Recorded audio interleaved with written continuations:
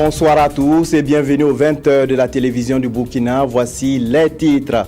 Les populations affectées par la réalisation du barrage de Samandeni donnent de la voix. Elles ont organisé une marche ce matin pour demander l'augmentation des indemnisations servies par le PEDIS, le programme de développement intégré de la vallée de Samandeni. Les ministres Simon Compaoré de la Sécurité et Maurice Bonané de l'Habitat sur le site des logements sociaux de Basenko, les deux membres de l'exécutif ont promis aux résidents un CSPS et un commissariat de police dans 10 jours. Faire pousser son riz et élever le poisson qui va l'accompagner dans le même périmètre irrigué, cela est désormais possible. Les producteurs de la vallée du Sourou en ont fait l'expérience. La nouvelle technique est dénommée rizipiculture. Les populations affectées par la construction du barrage de Samandeni ont marché ce jeudi. Elles réclament la révalorisation des indemnisations et la construction d'infrastructures socio-éducatives. Elles s'insurgent également contre la mise en eau du barrage prévu pour juin 2016. Des précisions avec Betty Bienaon et Christine Koulibaly. Partis de la place Tiefo Amoro, ces marcheurs mettent le cap sur le gouvernorat des Hauts-Bassins. Eux, ce sont les populations affectées par la construction du barrage de Samandeni. Réunies au sein d'un cadre de concertation, elles veulent interpeller les autorités sur ce qu'elles qualifient d'injustice dont sont victimes les 17 villages touchés par ce barrage. Comment pouvez-vous comprendre qu'à Doncin et à Bagré, on paye un manguier à 84 000 francs et chez nous, ici, on paye le manguier à 8 625. Comment pouvez-vous comprendre qu'à Doncin, on paye les arbres lignés tels que les manguiers et les carités, les nérés, alors que chez nous, on ne paye pas. Qu'à Bagré, on paye un oranger à 152 000 francs, alors que dans le projet de barrage de Samandeni, on indemnise le même arbre à 6 500. Donc voilà un ensemble de choses qui nous démontrent que nous avons été exploités, nous avons été spoliés et nous nous insurgeons contre cela. Après avoir sillonné quelques artères de la ville de Sia, les marcheurs sont au gouvernorat. Là, ils remettent un message aux autorités. Je voudrais à ce titre-là prendre acte de ce que nous avons tous entendu comme étant des doléances des populations affectées par la réalisation de ce grand projet-là. Je voudrais vous simplement vous rassurer que votre message sera transmis fidèlement à qui de droit. La mise en eau du barrage de Samandeni est prévue pour juin 2016. Une mise en eau que les populations riveraines qualifient de précipitée. Le centre de santé et de promotion sociale, la CSPS, et le commissariat de police de Basenko seront fonctionnels dans une dizaine de jours. Promesse du ministre en charge de la sécurité, Simon Compaoré, et du ministre de l'Habitat et de l'Urbanisme, Maurice Dieudonné Bonané. Les deux membres du gouvernement ont effectué une visite sur le site. Ils ont également échangé avec les habitants de la cité et les populations déplacées qui réclament des parcelles en guise de dédommagement. Le point avec Mokhtar Ouedraogo et Aruna Mari. Bonheurville, ce quartier situé dans le 7e arrondissement de la ville de Ouagadougou est confronté au problème de voirie en saison des pluies selon ses résidents. Pour y remédier, le ministre de l'Urbanisme et de l'Habitat, Maurice Dieudonné Bonané, est venu échanger avec la population. Les aménagements ont été pratiquement faits dans le lit du marigot. Le travail de construction d'un certain nombre d'ouvrages tels que la voirie primaire, les ouvrages de drainage d'eau pluviale, ce qui rend ce travail très difficile. Nous allons donc envoyer des équipes de techniciens pour faire le point. Mais avant, le ministre Bonané était d'abord à Basenko, un site de construction de logements sociaux et économiques. Là, en compagnie du ministre d'État Simon Compaoré, ils ont pu se faire une idée de la situation de ce projet. Ici, résidents et communautés concernées par la zone du projet soumettent des doléances. Nous voulons que l'État, qui dépossède à jamais nos populations, puisse leur servir des parcelles pour que ces gens-là définitivement quittent les lieux. En gros, c'est surtout l'accessibilité, la sécurité, l'éclairage et puis voilà. En gros, c'est ce qui est beaucoup plus primordial, quoi. Maintenant, le reste, bon, ça peut venir après. Séance tenante, des solutions sont annoncées. Le dispensaire doit être fonctionnel dans 10 jours et normalement, la sécurité doit être là aussi dans les 10 jours qui suivent. Là, si les villages ont les commodités nécessaires pour permettre à la police de faire son travail. Le ministre Bonane a laissé entendre que le projet Basenko sera bientôt placé sous la tutelle d'un coordonnateur. La CENI, la Commission électorale nationale indépendante, prépare les élections municipales du 22 mai prochain. Le président de la commission a rencontré ce matin les forces vives de la région du centre. Barthélémy Kéré a expliqué les dispositions prises par son institution pour la bonne tenue de ces élections, notamment le réajustement du fichier électoral. Yacouba Gamene, Monkundabiri. Barthélémy Kéré face aux forces vives de la région du centre. Le président de la CENI et par ailleurs commissaire en charge de cette région a échangé avec ses acteurs sur les nouvelles dispositions prises par l'institution pour les élections municipales du 22 mai prochain. Pour ce scrutin, la CENI veut procéder à un réajustement du fichier électoral en vue de répondre à certaines exigences. Il y a un certain nombre d'électeurs dont les cartes d'électeurs, le numéro qui porte sur la carte, qui figure sur la carte d'électeur, comprend une discordance avec ce qui est sur le fichier électoral. Ça nous a été effectivement relevé pendant effectivement les élections de 2012, ce qui prouve que en fait ces électeurs-là n'ont pas fait attention au moment où on a publié la liste provisoire pour faire la rectification. Donc ça, nous avons pris donc la responsabilité dès à présent là, de voir avec eux qu'est-ce qu'il y a lieu de faire pour pouvoir faire ce réajustement-là. À la lumière de ces échanges et pour un bon déroulement du processus, une équipe d'appui sera mise en place au niveau des démembrements de la CENI pour les besoins d'information. Nous avons créé des cadres d'appui au niveau de chaque arrondissement. Pour l'arrondissement 3, l'arrondissement 4, l'arrondissement 11, nous avons prévu même 2 cadres d'appui qui vont effectivement assister les présidents et les membres des démembrements au quotidien. D'abord sur la question des formations des membres de démembrement pour la réception des dossiers de candidature. La réception des dossiers de candidature dans les démembrements est prévue du 4 au 13 mars. La publication de la liste électorale provisoire est quant à elle prévue pour le 22 mars. Les formulaires de candidature sont disponibles sur le site de la CENI et dans ses différents démembrements. Les députés du groupe parlementaire MPP réfléchissent sur les stratégies à mettre en place pour remporter les élections municipales du 22 mai 2016. Les questions sécuritaires sont également au menu des travaux des premières journées parlementaires qui se tiennent à Koudougou. Des précisions avec Jean-Eudes Bayala et Olopoda. Le mouvement du peuple pour le progrès affûte ses armes pour réussir les élections municipales à venir. Un enjeu majeur pour le parti au pouvoir qui envisage optimiser la mise en œuvre du programme quinquennal du président du Faso dans un contexte marqué par un marasme économique et une dégradation de la donne sécuritaire. Vous savez que les populations à la base, c'est elles qui font le développement. Il est de notre devoir, en tout cas en tant que parti, au pouvoir de travailler de telle sorte qu'au niveau des élections locales, nous puissions quand même remporter un certain nombre de sièges, un certain nombre de mairies, de façon à pouvoir mettre en œuvre le programme du président Roch-Marc Christian Kaboré. Le groupe parlementaire MPP compte ici déployer une réflexion sur la mobilisation des ressources financières nécessaires au financement du programme présidentiel. Le phénomène de l'insécurité au Burkina Faso et la place de la jeunesse dans les élections municipales n'ont pas été occultés. Au niveau des municipalités, où c'est des élections de proximité, la jeunesse pourra effectivement contribuer, pas seulement pour la question sécuritaire, mais également pour le développement. Parce que les aspirations des jeunes, quand c'est des jeunes même qui sont au niveau des instances de décision, nous pensons qu'on va plus répondre.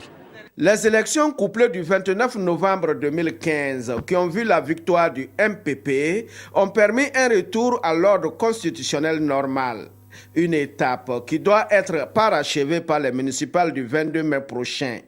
Et pour le MPP, ces journées parlementaires visent à outiller les députés pour une synergie d'action afin d'appuyer la construction d'un Burkina de paix et de développement durable. Le National Democratic Institute et les partis politiques qui ont pris part aux élections couplées du 29 novembre dernier font le bilan du processus électoral qui a abouti à l'élection du président du Faso et des députés de la 7e législature. Les échanges ont débuté aujourd'hui et portent aussi sur le rôle et la responsabilité des partis politiques dans le processus électoral. Souleymane Sanou, Lazare Pouya. C'est à la suite de la société civile, il y a quelques semaines, que National Democratic Institute rencontre les représentants des partis politiques au processus électoral de novembre 2015. Cette fois, il s'agit de faire le bilan de leur participation, tirer les leçons et mener la réflexion pour identifier les bonnes pratiques et les pistes d'amélioration. Nous avons vécu des élections très importantes, saluées de par le monde, et les partis politiques ont été les acteurs les plus importants de ce processus. Et très souvent, dès qu'on finit les élections, on passe aux élus et on oublie les cadres qui ont organisé ces élections. Or, ce sont ces cadres qui vont devoir tirer les leçons et améliorer leur participation au processus futur. Le but de cet exercice est de leur donner l'opportunité d'améliorer leur participation au processus électoral futur. L'ambassade du Royaume du Danemark, l'USAID, la Chine, Taïwan, la Suisse et la Suède sont autant de partenaires qui soutiennent cette initiative. C'est-à-dire que nous avons appuyé ne pas seulement les élections en 2015, mais aussi en 2012. Donc c'est clair que nous sommes très heureux de aussi être associés avec les élections couplées de 2015. Et nous avons eu des très très bonnes collaborations avec les sociétés civiles, et dans ce cadre aussi le parti politique et comme avec le CENI, les autres institutions. Ces représentants des partis politiques ont donc 2 jours pour partager ce qui mérite de l'être pour le renforcement de la démocratie au Burkina Faso. Après la présidence hier, le haut représentant de l'Union africaine pour le Mali et le Sahel, Pierre Buyoya, était à la primature ce matin. Il a fait au Premier ministre le point des actions engagées pour lutter contre le terrorisme. Paul Kabatieba a aussi reçu le directeur des opérations du groupe Total pour l'Afrique de l'Ouest, le point des audiences avec Amadou Ilboudo et Aimé Solange Guigma. À la primature ce matin, le Premier ministre Paul Kabatieba a reçu en premier lieu une délégation du groupe Total pour l'Afrique de l'Ouest. Ada Eze et ses collaborateurs sont venus parler de leur projet d'investissement pour le Burkina et traduire leur engagement à travailler pour offrir des services de qualité à la population. Total est présent dans le pays depuis plusieurs années. Et donc voilà, on est là, on travaille pour développer le secteur, amener l'énergie proche des gens, du marché, innover, améliorer la qualité de nos services, voilà, et de continuer à travailler dans le pays, impacter positivement la vie des gens. Avec le haut représentant de la Commission de l'Union africaine pour le Mali et le Sahel, reçu en deuxième lieu, il a été question des activités de l'Union dans le cadre de la lutte contre le terrorisme au Mali et dans le Sahel. Au Mali, nous avons accompagné le processus de sortie de crise là-bas. Au niveau du Sahel, nous avons, je pourrais dire, 2 priorités. La première priorité, c'est la promotion de la sécurité collective, basée essentiellement sur la lutte contre le terrorisme. Ensuite, ce que nous appelons la coordination des stratégies Sahel des organisations internationales. La 4e édition du Forum Africalia s'est ouverte aujourd'hui à Ouagadougou. Organisée par la Chambre de commerce et d'industrie du Burkina, Africalia est une opportunité de rencontre entre chefs d'entreprise et hommes d'affaires. Plus de 400 participants prennent part à l'édition 2016, l'ouverture du forum avec Bouma Ernest Nebier. Et de 4, Africalia au Burkina, le Forum ouest-africain de développement des entreprises. C'est une 4e édition qui a pour objectif de permettre aux entreprises de la sous-région et celles du monde de se connaître et de nouer des partenariats fructueux. Vous savez bien que les autorités du Burkina Faso ont placé le secteur privé au cœur du développement économique de notre pays. Donc c'est le secteur privé qui est le moteur du développement économique. Et mettre les hommes d'affaires en relation pour qu'ils tissent des partenariats et fassent augmenter l'investissement. C'est ça qui fait marcher l'économie. Un événement majeur qui se tient après les attentats terroristes survenus au Burkina. Des événements douloureux qui avaient fragilisé les activités du monde des affaires. Et ce forum, selon le Premier ministre, va contribuer à redonner confiance aux investisseurs au Burkina. Quand un investisseur veut venir prendre des intérêts dans un pays, il regarde est-ce que c'est facile de faire des affaires? Est-ce que la justice fonctionne très bien? Est-ce que si vous avez un contentieux avec quelqu'un, vous pouvez récupérer ou la justice voilà, c'est tout ça. Donc il y a un ensemble de mesures sur lesquelles nous allons travailler pour faire en sorte que nous progressions rapidement au niveau de l'environnement des affaires pour attirer des capitaux étrangers. L'autre axe, c'est quoi? C'est le coût des facteurs de production. Il faut que, par exemple, c'est l'énergie. Nous avons un coût de l'énergie qui est trop élevé. Comme j'ai indiqué les chiffres, nous sommes dans l'Union économique et monétaire ouest-africaine, les pays là où le coût de l'énergie électrique est le plus élevé. Ce n'est pas normal. À ce rendez-vous du monde des affaires, 441 participants représentant 374 entreprises venant de 23 pays d'Afrique et du reste du monde. Au menu de ce forum, des conférences, des rencontres B2B et la création d'un village de spécialistes en commerce, une tribune dont l'objectif est de permettre aux participants de Africalia de bénéficier des conseils et de l'expérience de ces spécialistes. Des cadres de l'administration financière ont achevé une formation sur les techniques d'évaluation du développement. La session de renforcement des capacités a été assurée par l'École nationale des régies financières ENAREF et l'École nationale d'administration publique du Canada. Mokhtar Ouedraogo, Estelle Judith, Asokba.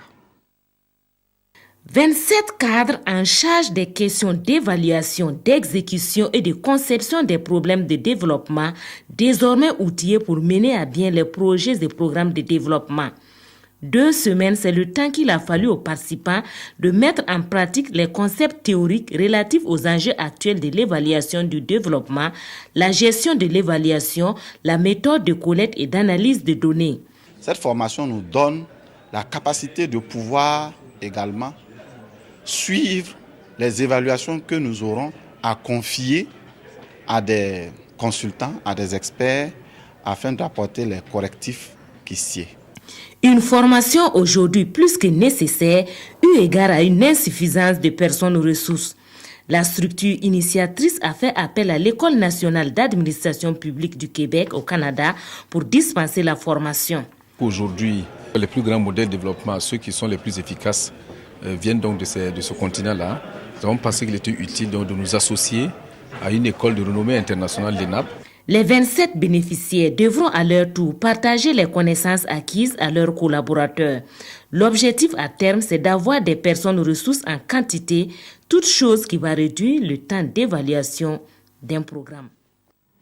Le fonctionnement des directions de la communication des différents ministères, objet d'échange entre le ministre de la Communication et les directeurs. Les DCPM ont exposé les difficultés auxquelles ils sont confrontés. Le ministre Danjinou, sa vision des directions de la communication et de la presse ministérielle. Le point avec Amadou Ilboudo et Draman Dadian. Problèmes de coordination, rétention de l'information et l'insuffisance des ressources sont entre autres difficultés rencontrées par les directions de la communication et de la presse ministérielle. Ce cadre d'échange est donc une aubaine pour en parler. Malheureusement, dans les ministères, il se trouve que par méconnaissance, je veux bien croire que c'est par méconnaissance, on réduit les directeurs de communication à la couverture, à créer les occasions de rencontre avec la presse. On réclame seulement des ministres de donner les moyens aussi pour travailler. Pour le ministre de la Communication, il faut travailler à dynamiser les DCPM pour le rayonnement de la communication gouvernementale. De par la lettre de mission qui nous a été assignée par le Premier ministre, que la communication gouvernementale porte mieux les exigences et les aspirations de notre peuple mais portent mieux également le programme que le président Roch Marc Christian Kaboré a prévu de mettre en œuvre. Donc à ce niveau-là, nous avons décidé de rencontrer les DCPM pour qu'on puisse définir ensemble une stratégie afin que cette communication gouvernementale aille dans le même sens. Ces directeurs de la communication et de la presse ministérielle espèrent donc que leurs préoccupations seront prises en compte, ce qui permettra à chacun d'entre eux de jouer pleinement sa partition. Produire du riz et du poisson sur le même périmètre irrigué, cela s'appelle de la riziculture. L'expérimentation faite dans la vallée du Sourou a donné des résultats satisfaisants. Les producteurs sont intéressés par cette pratique qui contribue doublement à lutter contre la pauvreté. Bakary Seri, Karim Ouedraogo et Paul Savado. Le poisson est une denrée qui se fait de plus en plus rare dans le Sourou. La riziculture, qui est en état d'expérimentation, vise à promouvoir la pisciculture en associant la riziculture. Cette nouvelle technologie, en plus de minimiser le coût de production, va contribuer à lutter contre l'insécurité alimentaire et générer des revenus aux producteurs. Le producteur va faire moins d'apport en intrants au niveau de sa rizière pour pouvoir assurer une meilleure production. Aussi, le poisson va pouvoir bénéficier des vers et des micro-organismes qui sont au niveau de la rizière pour se nourrir. Et du coup, ça veut dire que l'aliment qu'on va apporter au poisson sera réduit. Ce projet du gouvernement, en collaboration avec ses partenaires, est venu appuyer une idée des acteurs.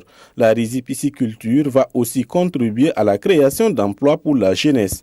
Les acteurs en essai qui n'attendent que l'appui du gouvernement pour se donner à fond dans cette activité emploient déjà du personnel. On emploie des gens, par exemple au niveau du labour, on peut employer des gens qui vont venir labourer la parcelle. Au niveau du répiquage, on emploie des gens. Au niveau du fauchage, c'est la même chose. 0,25, on peut facilement récolter 1 tonne 400 à 1 tonne 500. Donc, alors que le poisson, ce qu'on a déjà récolté, va dans les 57 kilos. On veut des soutiens pour pouvoir améliorer notre activité. Sinon, c'est l'activité qui me plaît beaucoup. Ça, je ne doute même pas à dire ça. Je vais me lancer beaucoup dedans. Les promoteurs de la riziculture n'ont pas attendu février 2017, la fin de ce projet de 2 ans, pour constater sa faisabilité dans la plaine aménagée du Sourou.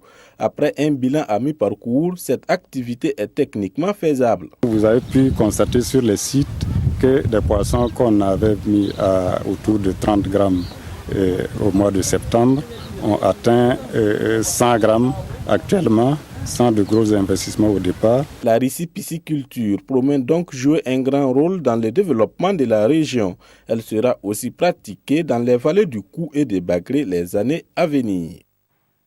25 ans après l'adoption de la Convention relative aux droits des enfants, les lignes n'ont pas véritablement bougé. Mendicité, prostitution, mariage forcé, enfants de la rue, les violations des droits des enfants sont légion.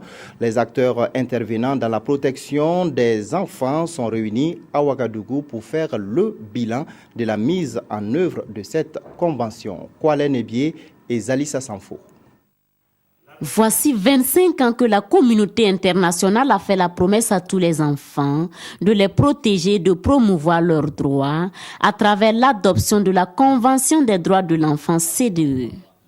Le Burkina Faso y a souscrit entièrement, mais l'acte a-t-il suivi la parole? C'est l'heure du bilan pour les différents acteurs. Un certain nombre de progrès, la mortalité infantile, l'éducation primaire, les taux d'excision pour les plus jeunes. Il y a eu certaines avancées qui sont très importantes. Des améliorations certes, mais la situation des enfants du Burkina Faso n'est pas des plus reluisantes.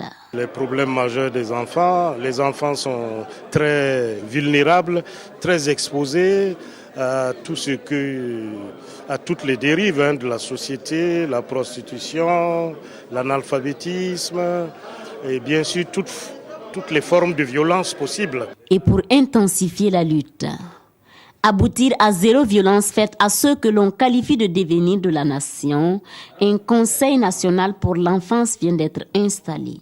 Il est composé de 78 membres. La grève entamée par les magistrats et le mouvement mené par les artistes musiciens pour une plus grande présence de leur œuvre dans les médias publics et privés, c'est la revue de presse et c'est signé Sibidi Issa Lankwande. Ils l'ont annoncé, ils y sont allés. Les magistrats, dans leur ensemble, ont déserté bureaux et prétoires pour répondre au mot d'ordre de grève de leur syndicat. Les magistrats réclament à l'État l'application des textes relatifs au statut de la magistrature adoptés pendant la transition. Taux de participation de 98 à 100% annonce l'intersyndicale dans les colonnes des dernières nouvelles du Faso. L'appel a été entendu, affiche aujourd'hui au Faso. L'observateur Palga constate un palais de justice quasi désert à Ouagadougou, la preuve par l'image que le mouvement est bien suivi avec des reports d'audience. Côté gouvernement, la réaction est à la tempérance, même si l'on ne s'explique pas l'opportunité de cette grève. Le ministre Bagoro se dit disposé à la négociation, mais pas question de faire des déclarations démagogiques, s'explique-t-il dans le quotidien d'État Sidoya. Et pour faire face à la situation qui s'annonce longue, le gouvernement compte réquisitionner des magistrats pour assurer la continuité. En tout cas, cette grève est perçue par l'Express du Faso comme une fin de grâce pour le président Roch. Passé l'investiture, les fronts sociaux s'ouvrent car les Burkinabés veulent une amélioration rapide de leurs conditions de vie et de subsistance et ça urge, pointe le journal. L'autre front social est celui ouvert par les artistes musiciens burkinabés. Ils réclament une bien meilleure place de leur art dans les médias. Dans un mémorandum, ces artistes réunis au sein de la CORABF exigent un quota de 90% de part de diffusion de leur musique dans les médias burkinabés. Voilà qui met fin à cette édition. Merci de nous avoir suivis. L'information revient tout à l'heure à 22h15 et vous avez rendez-vous avec Ruth Bini Ouattara.